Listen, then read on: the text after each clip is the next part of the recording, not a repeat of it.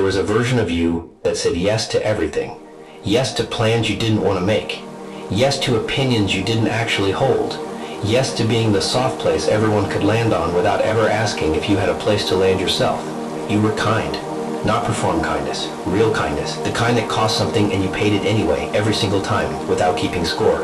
And for a while, that worked. People liked the version of you that never pushed back. People got comfortable with a presence that absorbed everything and asked for nothing. You were easy. Convenient. Safe to take for granted because you always would be. Then something and you recalibrated. It wasn't sudden. Nobody ever tells you it's sudden, because it's not.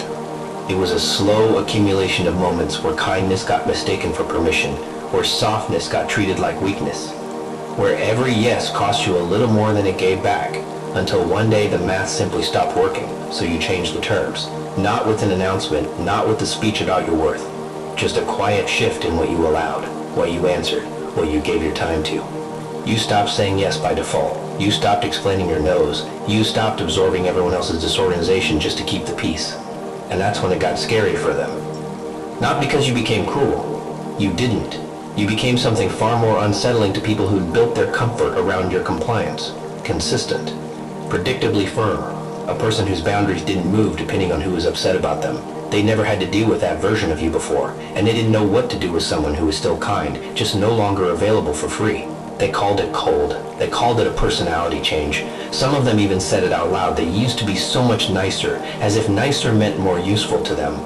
But watch what they were really mourning, not you. The access, the version of you that let them skip consequences, skip effort, skip the discomfort of hearing a real no. Here's the lesson buried underneath all of it, the one that took longer to learn than it should have. Kindness without boundaries isn't virtue. It's an open account with no limit, and people will spend from it until you close it. The scary version of you isn't scary at all. It's just the first version of you that came with terms and conditions. And the people who found that unbearable were never upset about who you became. They were upset that the free version ended. You didn't lose your kindness when you changed. You just stopped letting it be mistaken for a lack of limits.